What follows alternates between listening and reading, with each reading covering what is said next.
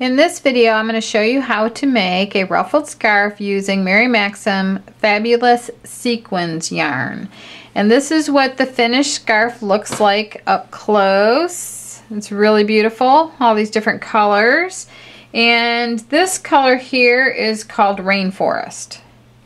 So let's get started. So you'll want to pull from the center of the skein, and to get started on the end, you would open up your yarn. One side is a netting side and one side has the sequins on it. So you want to work in the side that's just the netting without the sequins.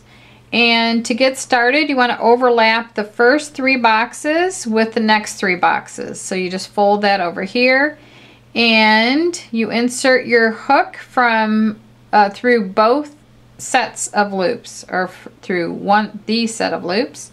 So I'm going from front to back and I'm lining up the boxes just like this. Okay, and then another thing is too, in addition to the yarn and a good hook, this is a Dreams crochet hook and it has a nice deep cut on the head of the hook, and you want to have some stitch markers handy.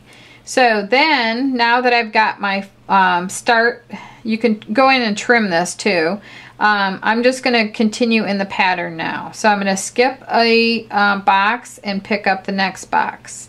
Skip the next box, pick up the next box. Skip, pick up, skip, pick up, and skip, pick up. Now the pattern is going to be picking up 8 loops, but in the beginning these double loops will count as 1, so it doesn't have to be exact as long as you have about 8 there in the beginning. So the very last loop you leave in the head of your hook like that, and you grab the rest of the loops with this finger and your thumb, and you turn the head of the hook down and you pull the last loop through the remaining loops on your hook like that. That's all you got to do. Now I can place a stitch marker here, especially if you're a beginner, you want to use stitch markers. And then that way, if you need to set your project down, or if you accidentally drop it, those loops won't fall off your hook. So now I'm going to continue on.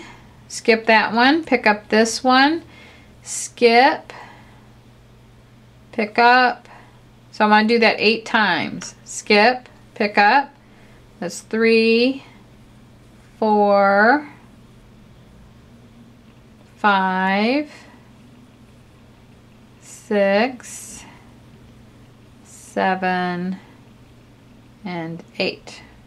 So now I'm going to leave the last loop on my hook, and then I'm going to turn the head of my hook down, and then I'm going to bring that through there. So now I can place my second stitch marker right there, and then after I do my next set of loops, I can move this stitch marker up, and I can keep trading these off until I get down to the end. So now to end the scarf, what I want to do is I'm going to take this out here. And I haven't finished this scarf over here, so I'm going to do that right now. I've got a stitch marker in my very last stitch over here. So I'm going to remove that. And I guess I'll show you one more time. This would have been on my hook. I've got all this done already. These only take about a half hour to do. And I would skip, pick up, and do that 8 times. 3, 4. Let me move this out of the way. 5, 6, 7, and 8. Okay, I'm going to put that over. I'm just going to keep going and just show you all the way down to the end going this way. Then I move my stitch marker, put it in there. So now I've got 2 stitch markers placed, and I just ignore that stitch marker like it wasn't even there.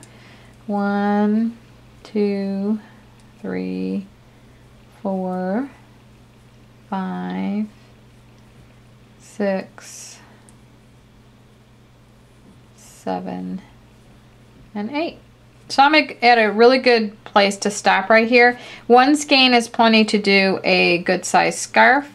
The very last one, I'm gonna pull these over like this. And if I were continuing on at this point, and if I'm working with the stitch markers, I would just take this one out and then put that there. So that's not going anywhere if I drop it or if I need to set it down. So, but at the end, you can leave that in until you get it finished off. You want to cut this if you're going to stop shorter than what I have here.